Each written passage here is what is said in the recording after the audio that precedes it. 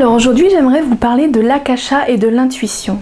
Quand je fais des ateliers, on me demande parfois quelle est la différence entre l'akasha et l'intuition. Alors pour moi il n'y a pas de... Je dirais pas qu'il y ait de différence. En fait, l'intuition, c'est notre outil pour vraiment connecter dans cet espace.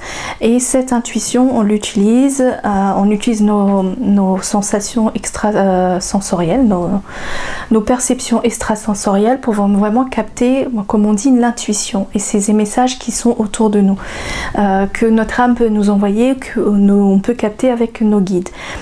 Et en fait, pour mieux comprendre ce concept-là, j'aime bien utiliser une image qui permet de l'assimiler. Alors vous voyez un immeuble avec par exemple 12 étages. Nous, on est au rez-de-chaussée.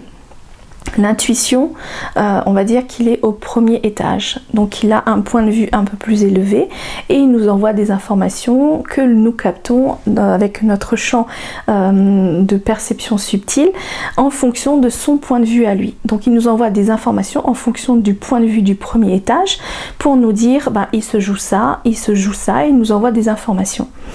Et l'akasha, en fait, on monte au 12e étage. Et du coup, au 12e étage, on a la vue et on a vraiment cette ouverture de perception, cette ouverture de point de vue sur ce qui se passe et voir les interactions entre chaque vie antérieure, en ce qui se passe dans la famille, dans la lignée, avec le transgénérationnel. Est-ce que c'est du karmique? Est-ce que c'est du transgénérationnel? Est-ce que c'est quelque chose qui impacte les vies potentielles? Donc on a cette possibilité de voir un petit peu tout ce qui se trame, toutes les relations qu'il y a entre chacun, et on connecte plus là.